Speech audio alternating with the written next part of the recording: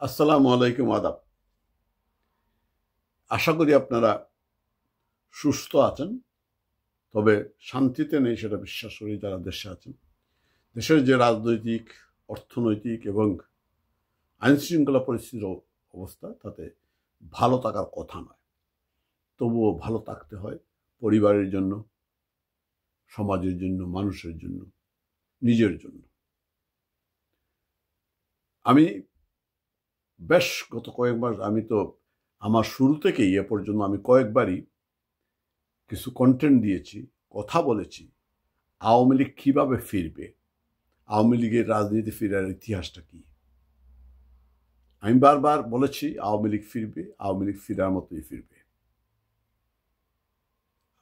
আগে আওয়ামী লীগের নেতাকর্মীরা বিচ্ছিন্নভাবে সারা দেশেই প্রথম দিকে না হলেও কয়েক মাস পর থেকেই খুব খণ্ড খণ্ড মিছিল করে জানান দিচ্ছিলেন আমরা ফিরছি। সেই মিছিল ক্রমান্বয়ে বড় হচ্ছে।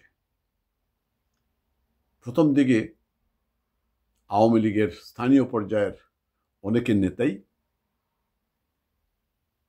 আত্মগোপনে থাকলেও, জেল এড়িয়ে চললেও নেতাকর্মী এখন অনেকেই সাহস করে আত্মসমর্পণ করছেন। এটা একটা পজিটিভ দিক। এখন যদি শুধু আমাদের কেন্দ্রীয় নেতারা দেশে ফিরে, যারা অন্তপক্ষে জীবনের সংশয় হওয়ার কোনো সম্ভাবনা নেই, যারা মনে করেন, যারা কম দুর্নীতি করেছেন, দুর্নীতি খুব কম মানুষ করে নাই, বেশিরভাগই স্থানীয় পর্যায়ে শুরু করে, এটা বাস্তবতা। সরকার থাকলে এটা হয়, অনেকেই দুর্নীতি করেছেন।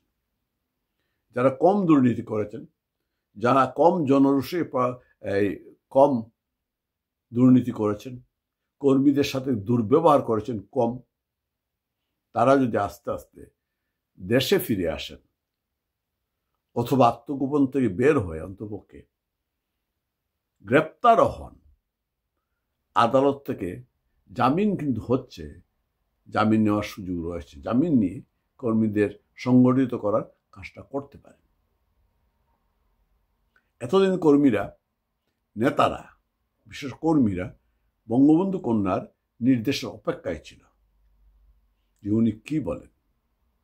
উনি কয়েকদিন আগে মোটামুটি নির্দেশনা দিয়ে দিয়েছেন কি, যে যেখানে আছে সেইখান থেকেই প্রতিরোধ হবে, যে যেখানে আছে যেই প্রতিরোধে সংগঠিত করবে, কর্মীদেরকে সংগঠিত করবে, সেই নেতা।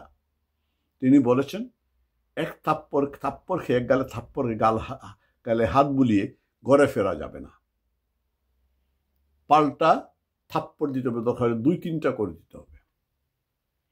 কর্মীরা কিন্তু সেই কাজটা শুরু করে দিয়েছে। বিভিন্ন জায়গায় প্রতিরোধ হচ্ছে। জনপ্রিয় হলে যে কি হয়, সেই দিন বগুড়ায় না কুষ্টিয়ায় দেখলাম, কুষ্টিয়ায় ওই চেয়ারম্যানের জন্য গ্রেপ্তার করে নিয়ে যাওয়া হলো। সেই সময় হাজারো হাজার মানুষ, তার এলাকার মানুষ, তাকে জেল থেকে বের করে নিয়ে এসেছেন, থানা ঘেরাও করেছেন, রাস্তা ঘেরাও করেছেন। সুতরাং আপনি যদি জনপ্রিয় হন, জনগণের সাথে আপনার যদি নারীর সম্পর্ক থাকে, তাহলে আপনার কিন্তু ভয় পাওয়ার কিছু নেই। আপনার আসুন। কর্মীরা যেহেতু রাস্তায় নেমে এসেছে, 2-1 দিনে আপনারা নিশ্চয়ই খেয়াল করেছেন, সারা দেশে, বিশেষ করে রাজধানীতে প্রায় প্রতিদিনই 2-3টে করে মিছিল হচ্ছে, বিক্ষোভ হচ্ছে। বিক্ষোভ যত এগিয়ে যাচ্ছে, মানুষ কিন্তু বাড়ছে। অর্থাৎ মানুষ অপেক্ষমান, সাধারণ মানুষ, কৃষক, শ্রমিক, সবাই অপেক্ষমান। যারা বঙ্গবন্ধু কন্যাকে ভালোবাসে, বঙ্গবন্ধুকে ভালোবাসে, তারা প্রতিরোধ করতে প্রস্তুত। শুধু নেতাদেরকে সামনে দাঁড়াতে হবে। নেতাদেরকে যারা অন্তপক্ষে এই ভয়টা নেই যে তাকে জীবন সংশয়, আমি আবার বলছি, যারা কম দুর্নীতি করেছেন অন্তপক্ষে, যারা জনগণের সাথে কিছুটা হলে সম্পর্ক রেখেছেন, যারা আত্মবিশ্বাস আছে, আসুন না দেশে। আত্মগন্ধে বের হন, আত্মসমর্পণ কোন দরকার হলে জেলে যান, মামলা করেন। তাও যদি না পারে, যে কর্মীরা মামলা খাচ্ছে, জেলে যাচ্ছে, তাদের আইনি সহায়তার ব্যবস্থা করুন।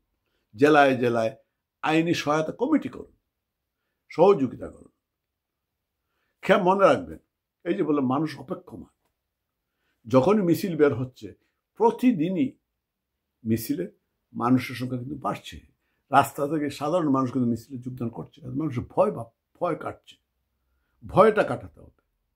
এই যে মবের ভয়, আক্রমণের ভয়, জেলের ভয়, মুরাদ প্রমাণ করে দিয়েছে যে গ্রেপ্তার হয়েছে, তাতে কি হয়েছে?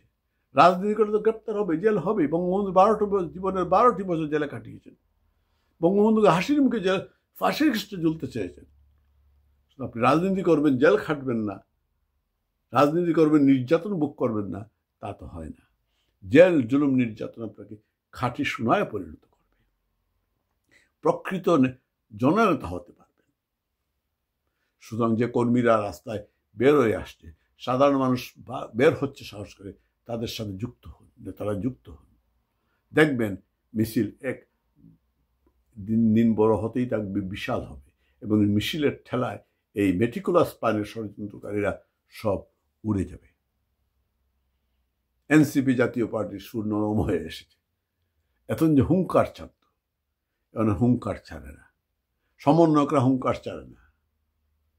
কারণ এখন বলে, প্রথম বলছিল নির্বাচন হতে দিব না, এখন বলে নির্বাচনে অংশ নিবে না। আরে তুই তো অবৈধ, তুই তো এখনো তো নিবন্ধিতই না। যে দল নিবন্ধিতই না সে নির্বাচনে অংশ নেয় কি করে? তোর এই নির্বাচনে অংশ সুযোগ দিলে তো তুই নিবন্ধিত না, তুই আবার আওয়ামী লীগকে নিষিদ্ধের একটি নিবন্ধিত সর্ববৃহৎ দলকে, মুক্তিযুদ্ধের নেতৃত্বকারী দলকে নিষিদ্ধের দাবি জানাস। এই দেশের জনগণ তোদের খরিদা গোলাম হয়ে গেছে, তোরা যা বলবে তাই হবে। সুতরাং এদের সুরনরম হয়ে গিয়েছে। একটা জিনিস খেয়াল করবেন, ওরা কিন্তু এখন ঢাকার বাইরে যায় না, গেলেই গণধুলাই খাচ্ছে, যেখানেই যাচ্ছে গণধুলাই খাচ্ছে। পাবলিক এত খেপে আছে, নববর্ষের অনুষ্ঠানে তো দেখলাম 100 মানুষও হয় নাই। যতজন সাংবাদিক তার অর্ধেকও মানুষ তাদের সমাবেশে নাই। এই তো হাজার হাজার বিশাল মিছিল হতো এই সমন্বয়কারীদের, মানুষ কোথায়? মানুষ বুঝতে পেরেছে আর নয়, বহু হয়েছে।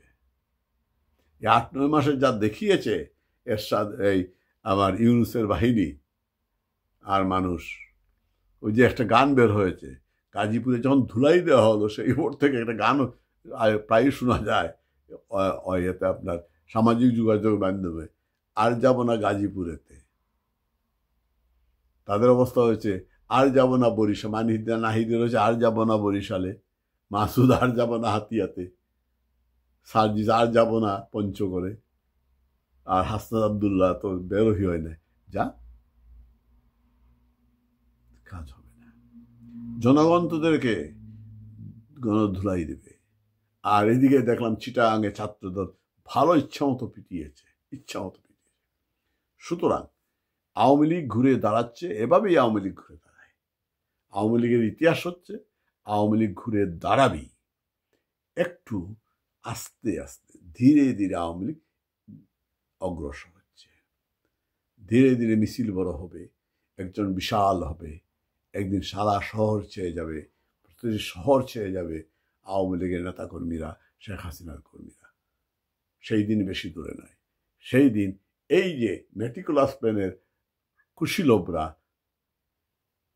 কোন দিকে যে পালাবে সে সুযোগও পাবে না। হয়তো পালাতে গিয়ে নিজেরাই বঙ্গোপসাগরে নিমজ্জিত হয়ে যাবে, কারণ তাদের জন্য সীমান্ত দিয়ে তো পালাবার সুযোগ নেই। তাদেরকে পালাইতে হবে সমুদ্র দিয়ে, স্থলপথে পালাবার কোনো সুযোগ নেই। প্লেনে যেতে পারবে না, ভারতের উপর দিয়ে যেতে হবে। তাদেরকে সমুদ্রে যাওয়া মানে সলিল সমাধি।